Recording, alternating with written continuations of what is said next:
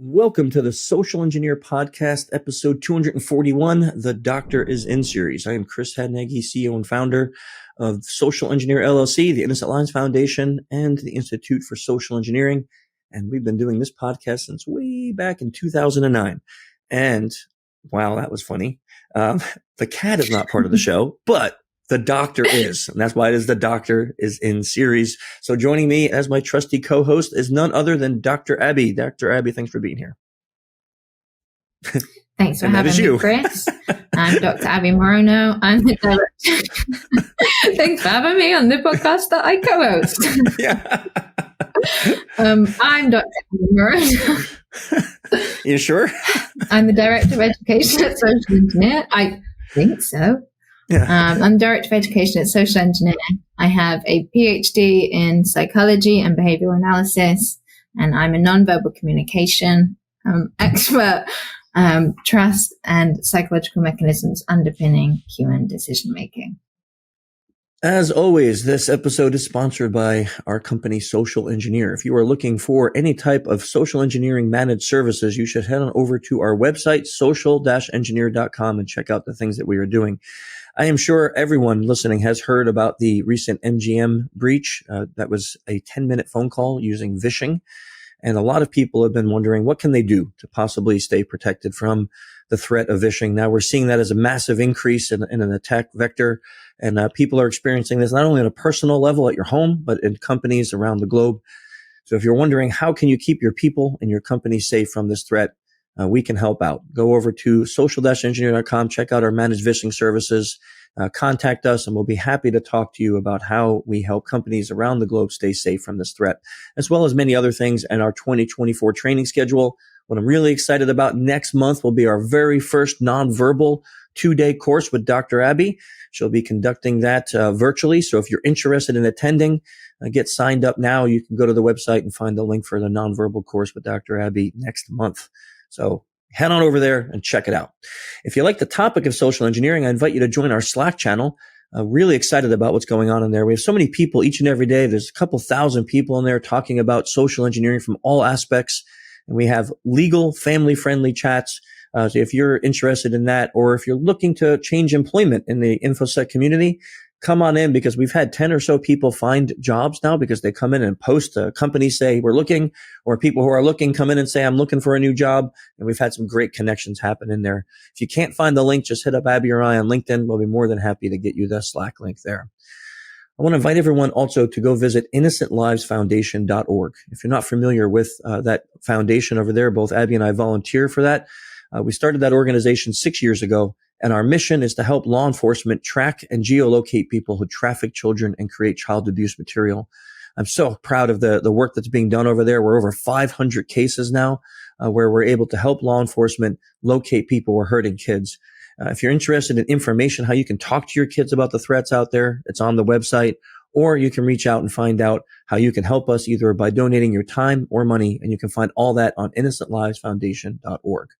If you like the music in the intro or outro, if you're on any platform but YouTube, because we can't do it there, it is none other than Clutch. So head on over to their website, listen to them, go see them in concert. That's the best way. Buy one of their albums, support them. They're huge supporters of us and ILF. And of course, we love that music in the band. And last but not least, if you have an idea for a topic, or you just like what you're hearing on the show, give us a thumbs up or a like on the platform you're listening to, and leave us some comments. Tell us what you'd like to hear coming up. We take your suggestions very seriously. We've done a lot of episodes based on user suggestions, and a lot of our topics come from just discussions in the Slack channel or through the comments on the YouTube or other places like that. So give us a like or a thumbs up. Tell us what you want to hear coming up, and we'd be more than happy to add it to the next show. Okay, Dr. Abbie, what is our topic for this month? This month we have a heavy topic. We are talking today about trauma bonding. Okay, well, let's put a user warning out there already for everyone who's listening. This is a really heavy topic, and sometimes, if you've been listening to this series of the show, Abbie and I get pretty silly and we can laugh and we joke a lot, and then some topics are really, really heavy, and this is one of them. This is one of those topics that it may resonate with you, maybe you've experienced things like this, and it could be something that could be really difficult to listen to. So if you're just getting into this episode and it's something you think that you might need some time to listen to, you might not want to do this if you're driving or jogging or walking or working out. It's a heavy episode. So hopefully you'll enjoy it. We love to hear what you think about it at the end. Okay, Abbie, let's talk about this. What is trauma bonding? Let's start off with just the basics. Okay, so trauma bonding refers to a strong emotional connection that develops between an abuser and the abused, creating a powerful attachment that can be difficult to break. There's a misunderstanding about what trauma bonding officially means because it has been modernized in the way that we tend to use the term to apply to things that it wasn't necessarily termed to begin with. Like we do a lot of the time with terms like narcissist or narcissism, we overuse these clinical definitions and then they become to mean something different. But the original term trauma bond was referring to an abuser and the abused and the attachment that develops between those two individuals. So are we going to be able to talk about both? Because when I came to you about this topic, this is something I was very, very, very interested in. My understanding of trauma bond was the definition, but it also was this bonding between two people who have experienced similar, the same, or alike trauma in their life. So we can discuss both, even though maybe one is not the clinical definition? Yeah, I think it's important to discuss both. When it comes to the trauma bond that we see between, say, friends that have been through similar experiences, or often you have people romantically involved because they've been through similar experiences in their past and they bond over this. And this is what we tend in modern society to call trauma bonding. So it's important to cover it so we understand it, but we don't want to lose sight of what it was designed to mean. But in psychological terms, understanding the trauma bonding between friends or partners that have been through similar traumas is quite a simple thing to understand. And I think we can all resonate with it. And when we have been through something traumatic, it feels like we are alone in the experience. It can feel really isolating because that psychological experience is so deep and personal and painful. When we meet somebody who has been through a similar thing, we feel like they understand us in a way that other people can't, because it's very difficult to put our feelings into words, because most of the time we don't quite know how we feel. We don't know how to express it. It's not tangible. So when someone else is able to say, I understand how you feel, when neither of you can really express it and it doesn't feel tangible, it creates this bond of an instant deep understanding. You said we feel that they understand us. So is it just a feeling, or is it true that they do understand us maybe better than others because of having a similar experience? I think that it's both, to be honest. And I think that it really depends on individual cases, because every individual's trauma, even if it's the same as someone else's, it's always going to be individual because we are so unique. The way that we perceive the world is our reality. And everybody has their own reality in the way that there is one truth. There is one truth to everything that occurs. If I drop a pen, I drop the pen. But if you didn't see me drop the pen, your reality isn't that I did it, because perception is reality. So everybody, even if they've been through the same things, are going to have their own reality of it. And it's going to affect them in very individual ways. But if you have been through a similar experience, you may feel that that person understands your feelings in a way that nobody else does. Whether or not they do, I think it's individual, but I do think there is, some merit to that. Yeah, because I think I have not lost anyone in death that I was really, really close to. Yeah. Like someone that I would consider someone that I truly loved or that was really important to my life. Right. So when somebody loses, like, let's say a parent that they were really close to, or a friend, I have a hard time not feeling empathy for them. Well, maybe I'm feeling sympathy for them, but feeling empathy for them is really hard because I've not been through that experience. So I don't know that pain of losing someone that close. So I can't really like clearly understand what it is that they're feeling. Yeah. So I think, like for me, like when I hear that, I think people that have been through similar traumas, maybe like childhood traumas or something, they can have a better understanding because they've been through it. So it's easier than someone maybe who's not had any experience like that.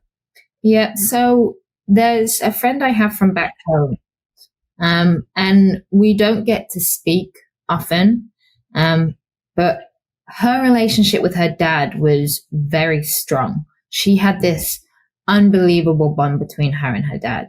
And if anybody knows me, they know that my bond with my dad is so strong. We have the most amazing relationship.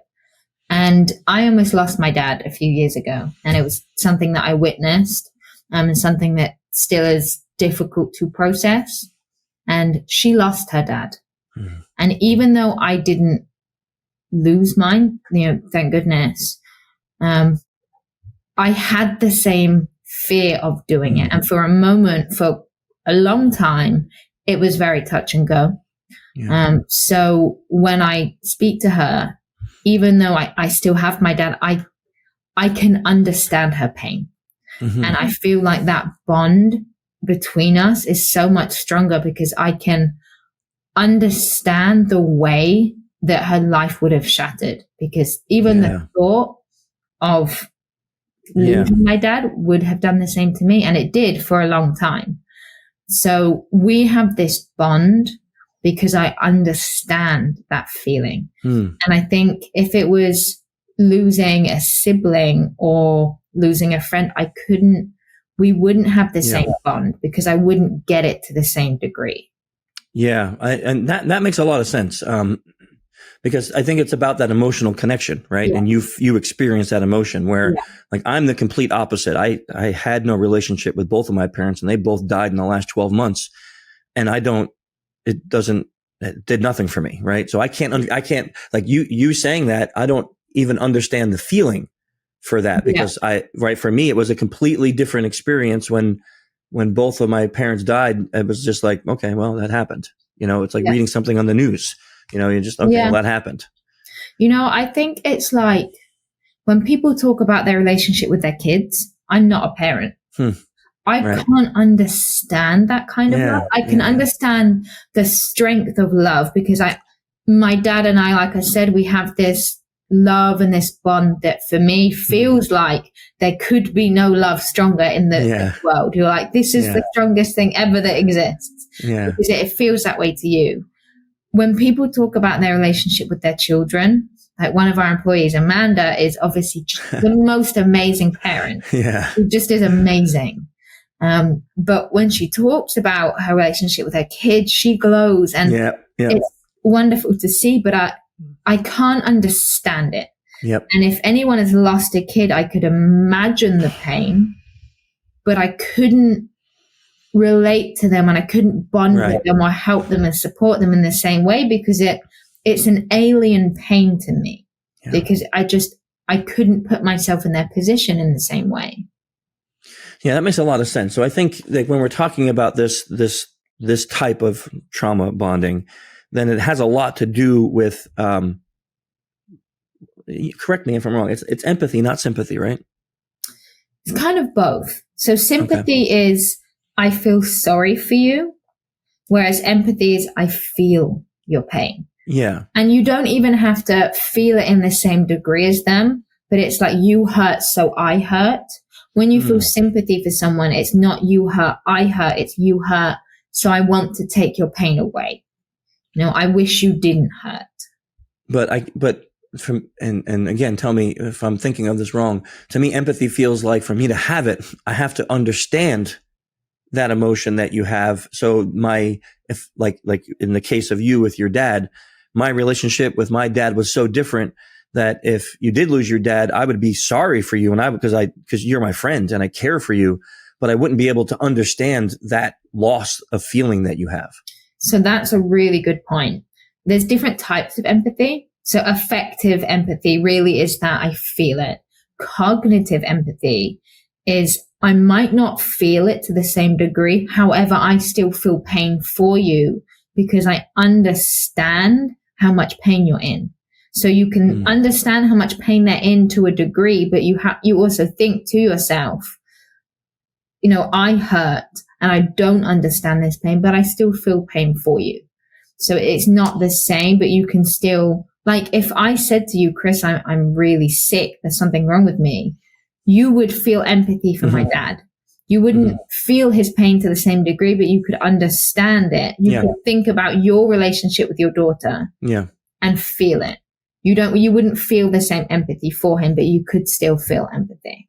Abbie, I think we have a topic for another podcast. I was just thinking that. The different types of empathy. Yeah. Okay. You heard it here, folks. We're going to do that as a topic. We are different types of empathy. That got me excited. That's actually fascinating. I love talking about that, especially since we really base so much here at Social Engineer on empathy. And I've always promoted that one of the qualities that makes a really good professional social engineer is having empathy. So understanding the different types of empathy and how to maybe use them and apply them, that could be a really valuable topic. And when it comes to trauma bonding and trauma, if you are going to share your trauma with someone, the person you want to do it with is someone who has empathy, because your traumatic experiences can be very well manipulated. And we will talk about that later on, because that's where your vulnerability lies. So if you share that vulnerability with someone, you want it to be someone that actually feels your pain, because people that have empathy are more likely to take care and are more likely to do things and respect your boundaries rather than walk that line. So I always find this part interesting because, when we're talking about not the clinical version of trauma bonding, it's not normal, like, to walk up to someone and start talking about your traumatic, especially, let's say, childhood experiences, your traumatic childhood experiences. So there's to me, it's almost like a phenomenon. Someone has to be the first to trust in a friendship, right? So you just meet a person. I'm thinking about someone in my life, and you just meet this person, and someone's got to be the first to be like, I'm going to tell you about me. And that risk is huge, because what if, like you just said, that person you want to share that trauma with, if they don't have empathy or they don't have that understanding, you're just about to unload this unbelievably emotional experience. And then they might look at you and go, what kind of a freak are you? Or like, why are you telling me this? Yep. Like, I don't know. I don't have a question there. I'm just kind of stating it because I find this to be a fascinating part of this type of bonding, that there has to be a person who takes that risk first. And the hope that you're not going to get rejected. This is also really relevant to a conversation I had earlier on LinkedIn this morning. I put up a post yesterday about signs of trustworthiness, and someone commented underneath and said, what about people who have psychopathy? How do we know they're trustworthy? Because they can present what seems to be the truth.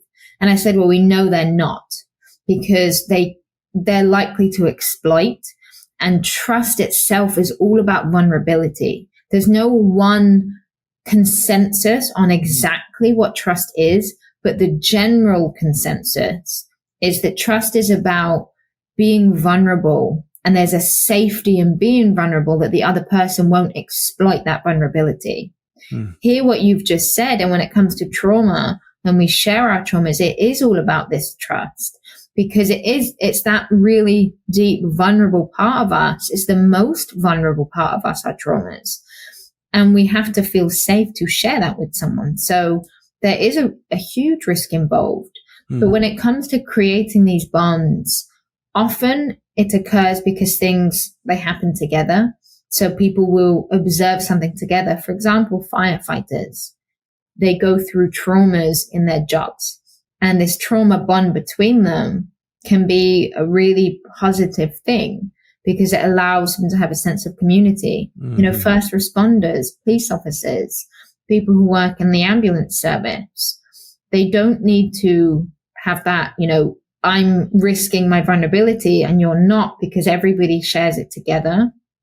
And if you find out someone has lost someone, if you're going to share your trauma with them, it doesn't feel as much like a risk, because you can see that they've been through something, and you're like, they're going to understand me and I'm going to understand them. So we almost instantly trust people with our traumas when we're sharing something they've been through also. Yeah, that makes a lot of sense. I mean, this is obviously not the topic for this podcast, but I'd love to explore the other side of it, that part when you don't experience it together, because I'm fascinated by the idea of that trust factor. Like, there's so much risk in telling somebody something that deep and personal because of what you said, that you can be manipulated. You can be manipulated in multiple different ways. You can be exploited now that someone knows something that deep about you. And there's so many people out there that would do that. So for someone to take that risk to open up and say, hey, here's something really, really terrible that happened to me in my life. And then kind of like, now what do we do? And and I'm thinking about this person, and it's like, when she did that, there was a huge risk, because what if I was not someone who could understand that, or not someone who had a moral compass and then wanted to use that trauma to exploit her. It's just, that to me it's a fascinating part of that of a relationship, because you don't know, like, that risk factor is huge. Yep. So you say, let's explore that in a different topic, but that is this topic. So we want to talk about how abusers and the abused become trauma bonded. It's exactly what you just said. The abuser, the abused usually have had traumatic experiences in their childhood, because exposure to maltreatment or abuse in early childhood is a huge risk factor for trauma bonding with an abuser. So what happens is the abuser will exploit those vulnerabilities, and they will actively work to try and break down that person's independence, because they can see that they have poor coping skills due to the trauma. Because poor coping skills and a normalization of violence are things that occur often when you've had traumatic experiences in your childhood. Because as we're young, we learn to interpret what to expect from the rest of the world. So we go through these traumatic experiences, and it's a social learning of, this violence is familiar to me and it's normal. So abusers will see this and they exploit that.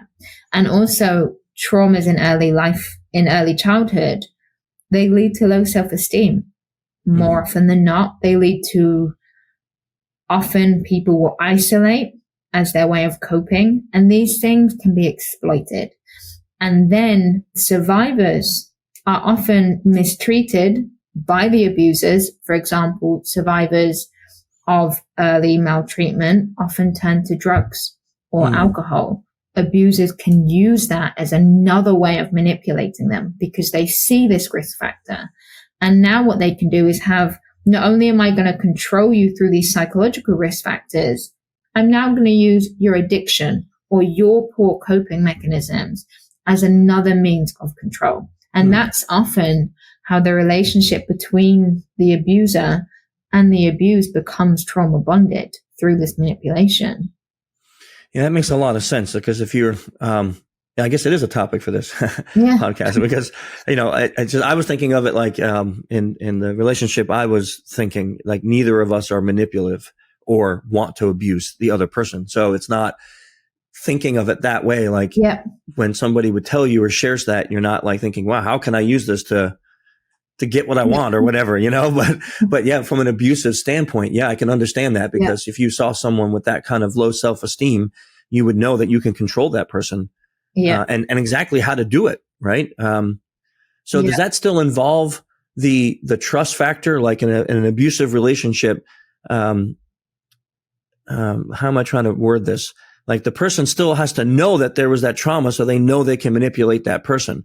Is that something that they visibly see, or is it usually because there's a trust factor where the abused person opens up and tells this person the trauma they had, and then they think of it differently? They think of it, wow, now I can manipulate this person. Again, I would say that's on an individual basis. Okay. Because if someone has openly spoken about a trauma, say a podcast, or it's known, someone can hear of this and use it, or a relationship develops. So it really will depend on the individual basis. Sometimes there's trust involved, like there's a friendship that already exists, and they will see them as a potential victim. So now the abuser will knowing this and knowing this person is a potential victim for them, they think this is someone I could manipulate and get what I want from. Now they make them their target. And there was a great quote that I read when I was going through research for this topic. And it highlights one of the key factors in this kind of relationship, which is a cycle of abuse. You give love, you give abuse. You give love, you give abuse. And the quote was, if someone causes your turmoil and then they rescue you from the turmoil, it's kind of a standout feature of a trauma bond. They become the cause of your pain, but then they become your hero. Wow. And like you said before, the resultant of the childhood trauma, say, is usually low self-esteem. Yeah. So an abuser can usually see that on a person. You can kind of read that. You can see that this person doesn't really feel good about themselves or they're not confident. So that might be an attracting force for them because you're not going to, you look at someone who's got confidence, like, well, I'm not going to be able to control them. I don't want, if I'm an abuser, I don't want to be with that person because, they're going to be harder to control. So you pick that person. That's a fascinating quote.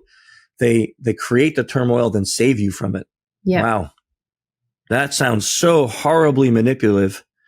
It's like almost disgusting to talk about, but the people would do that. But the reality is it happens all the time. Yeah. And it happens on a large scale and it happens on a small scale too. It happens more often than not. And we think that it's so distant and it's these awful psychopaths that walk around saying, I'm a monster on their head that do these things, but it isn't. Yeah. It's everyday people that we think are very kind. And then we realize that behind that kindness is a manipulation. And it's really confronting, like a lot of the time when people are put in prison for awful crimes, you'll hear people say, but he doesn't look like a monster. And you're like, yeah, but what does a monster look like? Yeah. A monster looks like your next door neighbor. Sometimes a monster looks like someone you love and didn't know anything about. Yeah. Okay. So we got that first feature that you talked about of a trauma bond. What comes next after that? So just on that feature, there's a couple other things I really want to emphasize, because when it comes to these trauma bonds, there's a lot of stigma. People will say, well, why did they stay? They go, why didn't they just leave? And I hate that. I hate when people say, well, why didn't they just leave? They're weak. And it's not about being weak. When someone is kind to us and shows us love, and remember, if we've had trauma in our past, all of us just want to be loved. And we can say, oh, I don't want that, but it's human.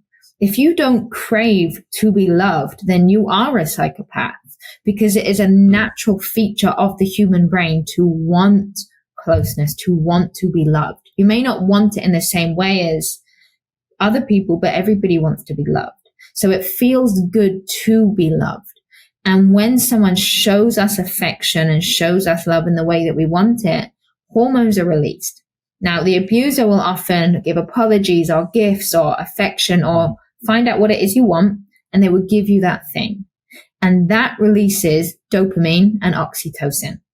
Okay. Now, oxytocin and dopamine are feel-good hormones. They make us want more of it. And oxytocin, it strengthens bonds. So we know oxytocin is the hormone that is released a lot when someone gives birth. And what it does is it creates a fuzziness of the memory as well. And it creates a bonding.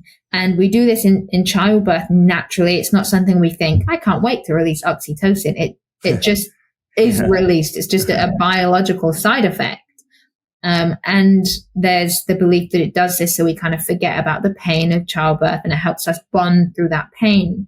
Well, the same thing is released when our abuser shows us love and kindness and gives us the things we need. So we are now neurologically more bonded to them. So we stay because it feels good. They hurt us, but then they apologize and they show us love, and oxytocin is still released in that time that they show us love. So we still bond with them, and then they hurt us, and then they show us love. So it is this horrible cycle, but from a biological perspective, you can understand why we stay. And then Oh, sorry. No, I was going to say, I'm really glad you brought that up. That's a really valuable point, because I've heard that also from law enforcement sometimes when we're working cases in ILF, where people will say things like, but I mean, she could have left at any point. It's like, she could have, but it's not just as simple as going, I should do, therefore I will, because there's a lot more involved. And also your self-esteem is beaten down. Yeah. So you think I could leave, but no one's ever going to love me. And usually the tactics they leave is to diminish your self-esteem more. So you think, well, I could leave, but I'm going to be alone forever. No one's ever going to love me again. So I'll stay. And this is another point, which is a feature of trauma bonding, is a distortion of love. One way we try and cope with pain is to deceive ourselves. We delude ourselves. They love me. He loves me. He hurts me, but he loves me. You know, and he does bad things sometimes, but he really loves me. And we do that and we lie to ourselves because it's so much more confronting and difficult to come to the realization of he doesn't actually care about me when I have all these emotions towards him, to distort our understanding of what love is. You know, he only hurts me because he cares so much. He's only so jealous because he loves me and wants me so badly that he's willing to put his life on the line for it. And that distortion of love is so characteristic of trauma bonding. And I think in the case of children, you know, abused children, sometimes they're also raised that you don't know that that's not normal. Yes. Right. I mean, I remember being, I think it was 12 or 13, and having going and sleeping over one of my friend's house for the first time. Never had done it. And it was the first moment of my life that I realized that, wait, other people, you don't get beat every night before you go to bed? Like, it was like a moment. Wait, what are you talking about? Like, I just thought that was normal in every household. Yeah. And my friend looked at me like, what are you talking about? Like, what? Yeah. Like, he looked he looked at me like I had two heads. And I'm just like, okay, I guess that's, you know, and I just been laying there all night thinking, like, why? I felt so abnormal that moment, because I didn't know that wasn't the way every household ran. Yep. It's that learning theory we spoke about before of what we're exposed to is what we expect. Yeah. Because we try and understand the world by what we're exposed to. And that feeling when you realize, is this not normal? Yeah. Like, it's really confronting. And I remember having a friend over at my house. Her name was Tierney. She used to come to my house and just nap and then wake up and leave. Like, it was a great relationship. Yeah. And I lived with my mum for a while. And I remember she came over to my house when I was at my mum's.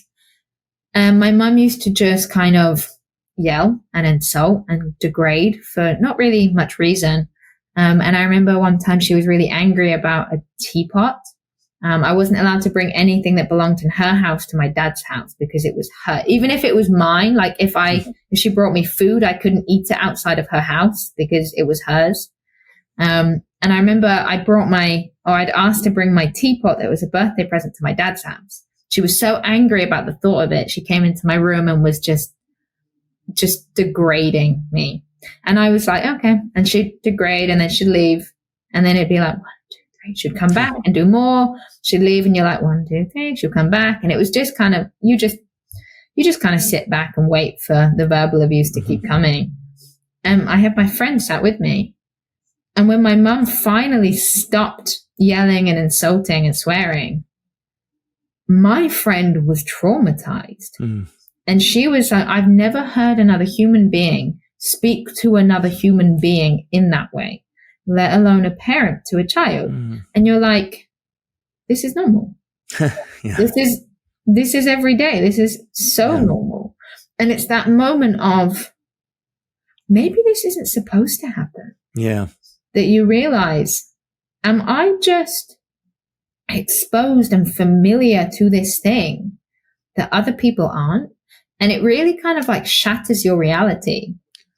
Now, what's the most comfortable thing to do here? Go, oh, well, it's fine. Yeah. The most comfortable thing to do is go, let me just lift up that rug and brush it and just pretend that it's fine and normal. It's very difficult, especially as a child, to now look at that like now. Like you've said this, that you've openly said this really difficult thing that you've gone through. That what you have gone through is not an easy thing by any means to have gone through. Now you have a strength to be able to talk about it because you've explored it, and you actively have a therapist. You are someone that actively works on being a better person, understanding themselves. And that in itself is very difficult to do, to say, I want to understand myself. Do you think you could have done this as a kid? No. Look at your life and say, this is something that's wrong? It's still impossible. When that experience happened, I remember that was like, it took me, I don't even have a memory of how long, but it might have been months or years where I started to feel resentment because I was like, I didn't know this wasn't normal. And then I would say, I want to go sleep at this other person's house. And I'd be like, they don't get beat either. And there's other person's house. And then I like started asking my friends, like, what happens when you do this? Or when you say something to your parents like this? Like, what do they do? And they're like, what are you talking about? Like, what do you mean? Like, they don't do anything. And I'm like, what? Like, you know, what happens if you don't, like, if you don't sit this way? Like, and they're like, what do you, like, they were looking at me like I didn't understand, like I was not speaking the same language. Yeah.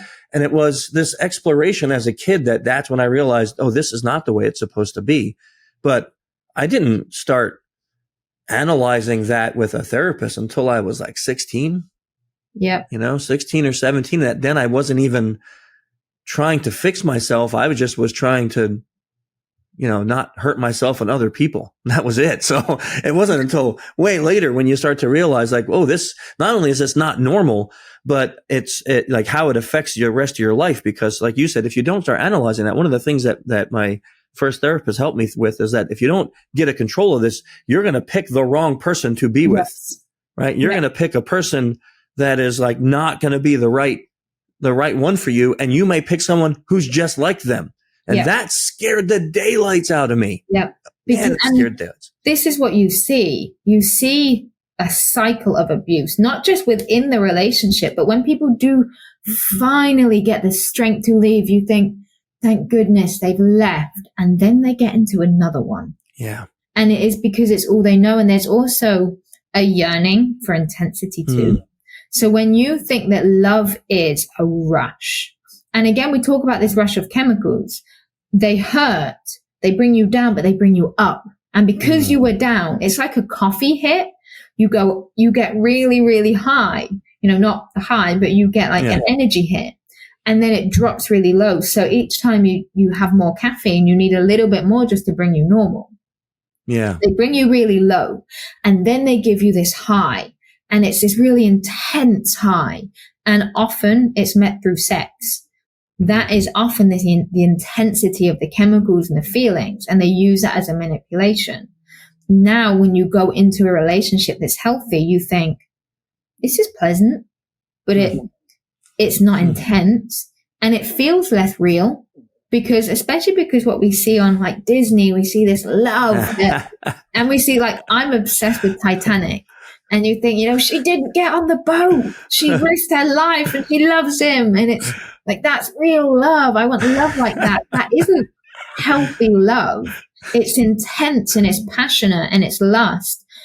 But when that's what you know love to be, when you meet something that is calm and loving and kind, it's like, this isn't real. This isn't what love should be because it's so subtle. And love is, jumping off that boat and risking your life for me. And until I get that, it's not real love.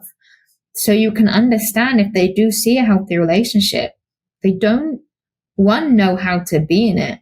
And two, it can feel like it's not a real love. He doesn't love me enough because he's not willing to fight for me. Because he doesn't get jealous when I speak to someone else. Therefore, he doesn't care about me enough. My ex would get so jealous, so why isn't he doing this? You can understand that thought process of, well, he must have loved me more because he would get angrier at the thought of someone else wanting me. And it's that distortion of love. It makes a lot of sense because, in my teenage years, anybody who I chose to like or fall, usually was somebody that was just the worst choice on the planet, just horrible for me. And often the relationships were just full of rejection and not happy situations. And I never saw it until I worked through this. Right. And then it was like, wow. Yeah, thank God none of them worked out. That would have been that would have been a horrible situation, You're blind to it. Yeah. Because it is so familiar. And to the outside world and to other people, it's like, what? Yeah. Or you're like, you get into a new relationship sometimes and someone will say, please don't do this to me. And the other person's like, what? Yeah. Why would I do that? And you're trying to communicate things to them and they don't understand it. Actually, I remember when I had been living with my mum and we had been at my mum's house and she was very big into stuff. It's like if you smashed a glass, there's silence. And it's like, uh-oh, like she is going to be mad. Mm-hmm. And I remember my sister Lee once smashed a glass and it cut her foot. And my mum is, like, tearing down the world, like she's furious, and my sister's bleeding. My mum's like, you're fine, like leave, like you've broken this thing, it's the end of the world. And then I remember we were at my dad's house and my sister dropped a pasta pot and the glass smashed everywhere and everyone's like, I'm so sorry, oh my god, I'm so sorry, and my dad's like, get out the kitchen, you're gonna hurt yourself, are you okay? And we're like, we're so sorry about the glass. And he's like, I don't care. Right. He's so confused. He's like, why don't? It's a pasta pot. Normal parent, not normal parent, right? He's like, are you okay? And we're like, what? Are you okay? Yeah, are you okay? Why are you not mad? He couldn't get it. And we're like, but mum would be. And he's like, he couldn't get it. And it's like everybody is so confused because the reality of a healthy relationship doesn't understand the reality of an abusive one and vice versa. And when those two people meet, it can be very confusing, and you can understand why someone who is used to abuse will leave that interaction because they're like, I don't get this. And what we're familiar to feels safe. Mm-hmm. Even if it's unsafe and toxic and painful, it feels safe in the way that I get it. I know what to expect. It's familiar. So when you go into something healthy, they're like, I want to take care of you. You're like, this is horrible. This is awful. I had a conversation with Arisa recently, and I'm so used to being so independent. And I wasn't feeling very well. And she said, don't you want someone to come and make you soup and look after you? And I was like, why would I want that? That sounds disgusting. That sounds hot. I'll just get up and make my own soup. And she's like, are you okay? She doesn't get it because what you're familiar to is safe to you. Yeah. And anything that breaks that understanding is suddenly unsafe. Even if it's healthy, it feels to you like it's unsafe. So when people are like, why didn't they just leave? To you, maybe you would have left. Mm-hmm. If someone now did that to you, but you don't have their previous experiences. There's that saying, don't judge someone until you've walked a mile in their shoes. You don't know what is familiar to them. You don't know how they feel inside. Everybody has had experiences. We are all the products of our past. It doesn't mean that, our responsibility isn't ours because of what we've been through. Of course we have responsibility, but understanding that this abusive cycle is much more complicated than just, they can leave whenever they want. Yeah. It gives us the ability to have a bit more cognitive empathy of, I might not get it. I might not have had your experiences, but now I understand why it's harder for you to leave. I understand why it might feel safe for you to stay, even if you're putting yourself at risk. It's almost like this kind of training should be given to law enforcement. Almost, yes. That deals with these things, because it's sadly it's I think the idea of we say her a lot because I think it's mostly men abusing women, but I know it goes both ways. So I know a lot of men can also be abused in these situations, but the I think it's oftentimes law enforcement that kind of perpetrates this idea that maybe there's some weakness because the person had car keys. He's at work all day. You're at home. You could have got out. Yeah.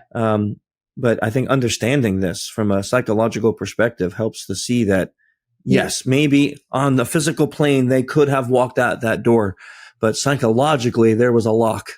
And what you said is really important too, about there's a lot more involved, and there is shame too. And when we look at men who have been abused by women, you know, there is this need that men have to be dominant and masculine and strong. Now, if a man is being manipulated, he's less likely to come forward because there's a lot of shame involved of, this person is abusing me. I'm supposed to be the strong one and I'm letting this happen. So they're likely to keep letting it happen because they're not seeking help. Because what am I going to do? Go to law enforcement and have them think that I'm a wimp, have them think that I'm weak because I allowed this to happen? Yeah. No. I'm going to stay because now I can control this. You know, there's a lot of that. And I think that it isn't spoken about enough. And I'm glad we're doing this podcast because the reality is this happens all the time. Yeah. To people, someone I met recently, I thought that they're put together and strong and no one could possibly have ever hurt this person. And then I got to know them and realized they have been through so much. And someone that I thought was very, very strong and independent, has been seriously abused multiple times in their life. And then you think, you know what? We don't know other people's stories because they look like someone on the outside that is a big, strong man or a strong, independent woman. They've got it all together, but we really don't know. And having these conversations, giving people the space to feel like they can talk about it is so important. Yeah. What else can people do? I mean, if they're listening to this and maybe they're in this situation now, or they know somebody who is, since we just talked about like the psychology behind it, making it almost impossible, is there something they can do to break the bond? Yeah. And I think you are a big model for this. Seeking perspective. What you did, asking people, is this normal?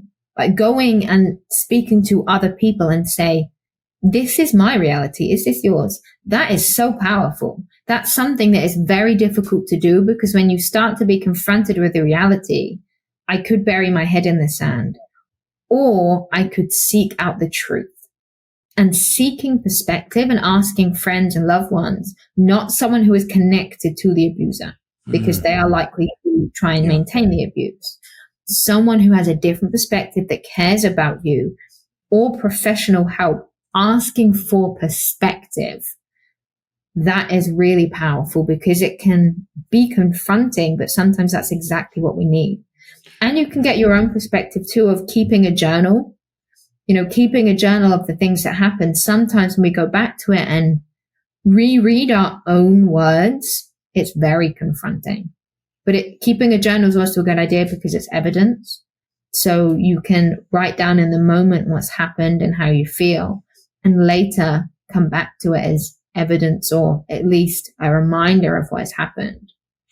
I think it's really important too that people don't feel weak for seeking out therapy.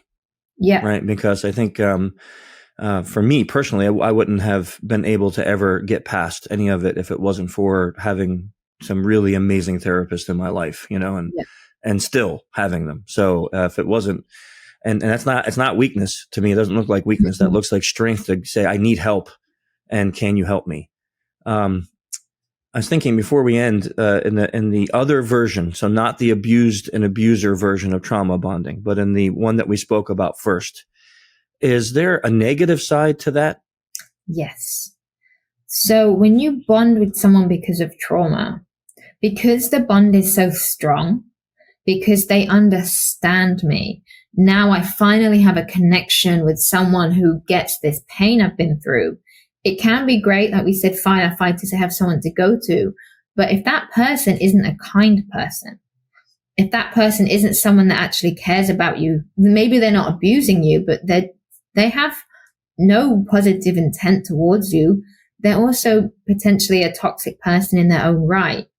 We want to maintain that friendship, because if I lose this friendship, I lose someone who understands me in a way that nobody else does. So it can be positive, but it can also lead us into relationships that might not be toxic, but might just not be very positive. That we want to be around people that talk positively about others, people that are self-aware, people that are kind, people that are empathetic, people that don't put other people down. If we're in a friendship with someone because we feel that we're trauma bonded to them, but they're not a very nice person, we do become like our friendships. We should be careful who we allow into our life, because we know by mimicry as well, the people we allow to be close to us, we do adopt their characteristics. So again, there's a saying of, be careful who you have in your group, because you start to adopt their language, you start to adopt characteristics. And if you're around someone who is very nasty about other people, it can be quite easy to start developing those characteristics too. So if you feel that your friendships are based off of traumas and not because you have genuine positive regard for this person and who they are, and you feel like they are a positive person to be around, try and rethink that friendship. And if you have gone through a trauma, the last thing you need is to be around negative people. You need a strong friend group. If you've gone through trauma, you want healthy relationships, positive relationships, relationships filled with self-love and self-care and genuine positive regard. And if you are bonded with someone just purely because of trauma and they're not a very positive person, they have a very negative outlook on life too, be careful, because it can really bring you down and really affect your healing. And that's a really, really good. I meant to ask that before and I forgot it. And before we ended, I wanted to make sure we asked that, because I think it's a really important point, that if you have that great relationship, you have someone who truly does care about you, but it's based off of trauma, fine. But but really rethink it if that person doesn't really care about you, because I could just return to the old feelings that started it all, and you don't want to be there for that. So and just before we end too, this was a heavy episode, but I do want to thank you, Chris, for being so open, because sometimes for people listening, even if you're being told something, just being told to confront your own truth can be really difficult. What helps is when someone else confronts theirs, and it kind of gives you an open door of their being brave, so I can too. So thank you for sharing yours, because listeners, it can give them the open door to share theirs as well and confront theirs. Well, you and I are good at that, I think. I hope. And we're sharing a lot, and you'll be sharing a lot more coming up soon too. And there's a lot. I think that I thank you for saying that. It was really kind, but I do think it does help. It does. I know it's helped me in the past when I've met people that are willing to do that. You feel like you're not so abnormal. Yeah. It makes you feel like, okay, maybe I'm not this horrible, dirty person that I thought I was, because they're pretty great and they experience something, and you're like, oh, okay. Yeah. So hopefully this episode will help at least even a person, right? That's listening to it. It's a really heavy topic. But I think one that was necessary. So I'm really glad that we did it. What's next month? Hopefully can we go a little lighter next month? Yes. So next month will be quite a fun one. We're going to talk about, rational and irrational fears. Oh, okay, good. Whew. So, I'm sure we'll be talking about clowns and other things. And that's one of my irrational fears, but there's, just as a spoiler, there's a fear that somewhere in the world there's a duck watching you. That is a genuine phobia. No. Yes. That is a spoiler alert, and I can't wait. I'm really happy that we're not, we got to do this where we stagger them, right? We got to have like heavy and then a couple months of real, not that that's relaxing, irrational fears, especially if you have them. But I think it's, for me at least, it's less heavy than trauma. So, Okay. Well, everyone, thank you for joining the doctor and I this month on this episode. Until next month, stay safe and secure. See ya.